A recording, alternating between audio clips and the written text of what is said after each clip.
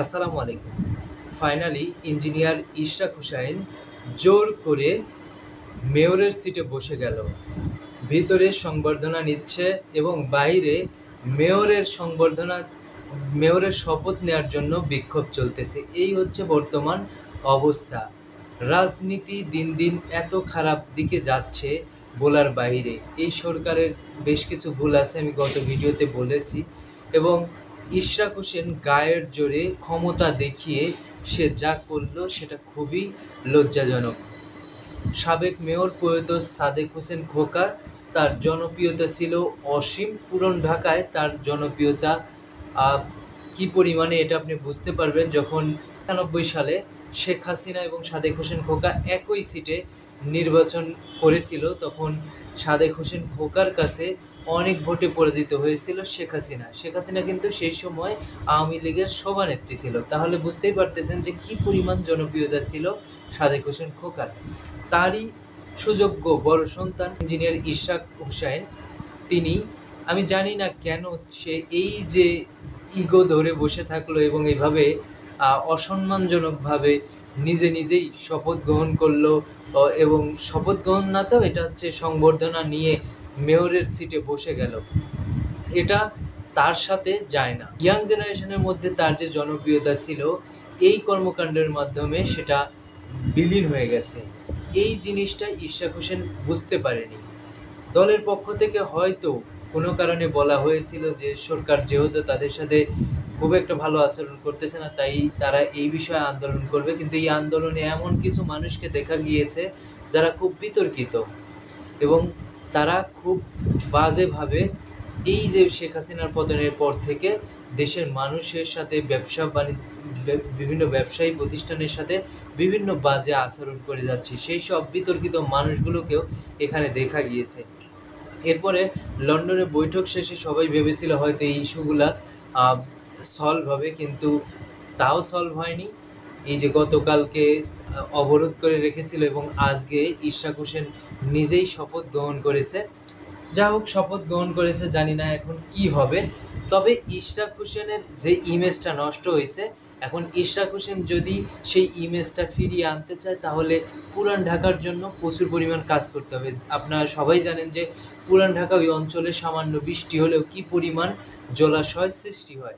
এইসব বিষয় নিয়ে যদি ইশরাক হোসেন ঠিক মতো কাজ করতে পারে তাহলে হয়তো তার যে পূর্বে জনপ্রিয়তা ছিল সেই জনপ্রিয়তা ফিরে আসতে পারে। একটা সহি নির্বাচন হলে ইশরাকের যে জনপ্রিয়তা এই অঞ্চলে, ইশরাক যে কোনো সময় মেয়র হবে। কিন্তু এই কর্মকাণ্ডের পরে সেখানে কিছুটা ভাটা পড়বে, এটা তো অবশ্যই। এখন যদি সে সফলভাবে এই কাজগুলো করতে পারে তাহলে খুব ভালো। কিন্তু যেহেতু আন্দোলনে বিভিন্ন মানুষকে আনা হয়েছিল, যেসব মানুষগুলো তাকে সমর্থন দিয়েছিল তাদের যদি কোনো স্বার্থ থেকে থাকে আর ইশরাক হোসেন যদি সেই স্বার্থগুলো দেখতে যায়, তাহলে কিন্তু ইশরাক হোসেনের জন্য সামনে বিপদ অপেক্ষা করতেছে। কারণ এ সামান্য কয়েকদিনের জন্য মেয়র হয়ে সে তো পুরো 5 বছর থাকতে পারবে না। এই ইলেকশনের আগেও যদি হচ্ছে বিএনপি এবং সরকার সমঝোতা করে একটা ইলেকশন হয়, সেই সময় হতেই পারে। অথবা নতুন সরকার ক্ষমতায় আসার 6 মাসের মধ্যেই কিন্তু ঢাকা শহরের এই যেই সিটি কর্পোরেশন নির্বাচন সেগুলো কিন্তু হবে। তখন সে কিভাবে জয়লাভ করবে? নাকি বিএনপি ক্ষমতায় আসলে জোর করে সে আবার ক্ষমতায় বসে যাবে? আওয়ামী লীগ না থাকাতেই বিএনপির নেতাকর্মীরা যেভাবে জোর খাটানো শুরু করেছে, সে জায়গায় বলাই চলে যে তারা ক্ষমতায় আসলে আসলে নির্বাচনটা কী পরিমাণ ম্যানিপুলেট করতে পারে।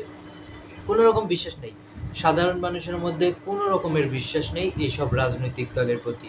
এটা একদম সঠিক কথা, কারণ তারা রাজনৈতিক দলের জন্য এখন পর্যন্ত তেমন কিছু করেনি। তারা বলেছিল ডিসেম্বরে নির্বাচন না হলে কি হবে, তারা বিভিন্ন রকম কথা বলতেছিল, দেশের সার্বভৌমত্ব অনেক কিছু নিয়ে এসেছিল। কিন্তু এখন তারা যখন ফেব্রুয়ারিতে যাচ্ছে, কেন 2 মাস তারা পিছিয়ে যাচ্ছে এই বিষয়ে কিন্তু তারা কোনো ক্ল্যারিফিকেশন দেয়নি। ঠিক একইভাবে ইশরাক হোসেন কেন এইভাবে মেয়র হতে চাচ্ছে, কেন সে 20 সালে বলেছিল যে এই নির্বাচনকে তারা বাতিল ঘোষণা চায়, আবার 25 সালে এসে তারা কেন মেয়র হতে চাইলো, এটাও বুঝলাম না। দেখা যাক কি হয়। আর নিজের পায়ে নিজে কুড়াল মারলে আসলে কিছু করার নেই।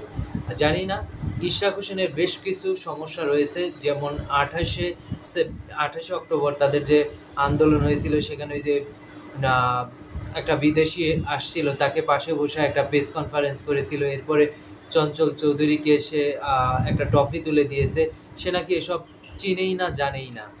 তাহলে ভাই আপনি ট্রফি তুলে দেওয়ার আগে তো অবশ্যই আপনার খোঁজ খবর নেওয়া দরকার। আপনি যে অবহেলা করেন, এইসব বিষয়কে গুরুত্ব সহকারে দেখেন না, এটা কিন্তু তার প্রমাণ। আপনি একটা রাজনীতিবিদ, আপনার পিছনে অনেকগুলো মানুষের চোখ সবসময় লেগে থাকে। আপনি যে কোনো একটা ভুল করলে সেটার জন্য হাজারটা কথা হবে। সেই কথাকে যদি আপনি মূল্যায়ন না করেন, তাহলে আপনি জনপ্রতিনিধি হিসাবে ভবিষ্যতে কিভাবে কাজ করবেন আমি জানি না। এই বিষয়গুলোকে আপনাকে আরও মনোযোগ দিয়ে দেখতে হবে। ভালো থাকবেন সবাই। আল্লাহ হাফেজ।